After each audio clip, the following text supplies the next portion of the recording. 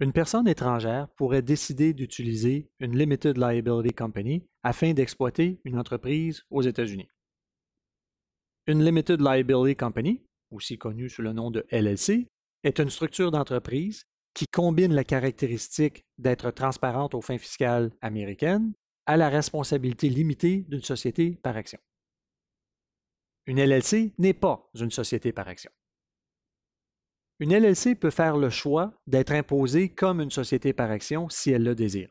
Sinon, elle sera imposée comme étant un partnership lorsqu'il y a 2 membres ou plus, et lorsqu'il y a un seul membre, elle sera considérée comme inexistante ou transparente, et le membre s'imposera sur les revenus de la LLC.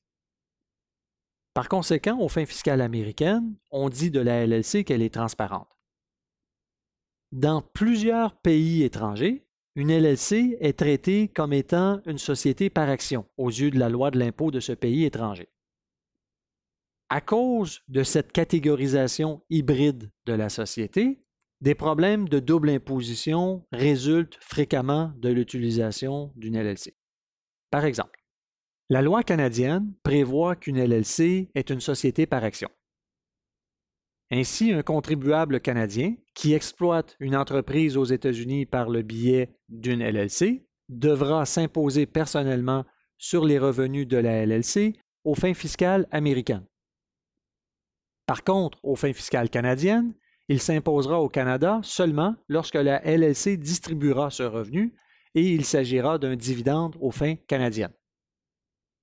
En ajoutant des chiffres à cet exemple, l'individu canadien crée une LLC. La LLC génère 100 000 $ de revenus pendant l'année. Aux fins fiscales américaines, le contribuable, qui est un individu résident du Canada, doit s'imposer aux États-Unis pour l'année où le revenu a été gagné.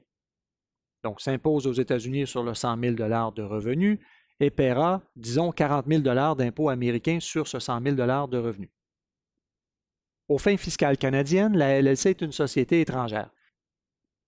Il n'y a donc aucun impôt à payer pour l'année où la LLC a généré ce revenu. Si la LLC génère le 60 000 $ qui demeure dans la LLC après avoir payé les impôts, quelques années plus tard, par exemple l'année 5, la LLC distribue le 60 000 $, le résident du Canada inclut le 60 000 $ distribué par la société LLC aux États-Unis et devra s'imposer au Canada à ce moment.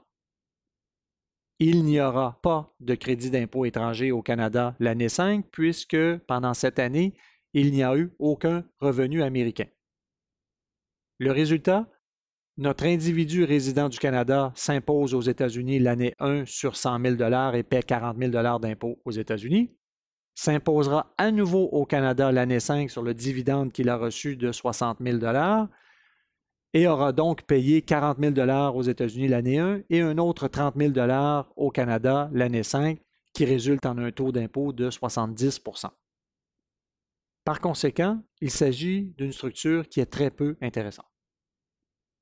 Avant d'utiliser une LLC aux fins fiscales américaines, nous vous invitons à consulter un fiscaliste. Les LLC sont très souvent utilisées aux États-Unis et généralement, une personne étrangère utilisera une LLC qui sera détenue par une société américaine si, dans le pays du non-résident, la LLC crée ce problème de double imposition.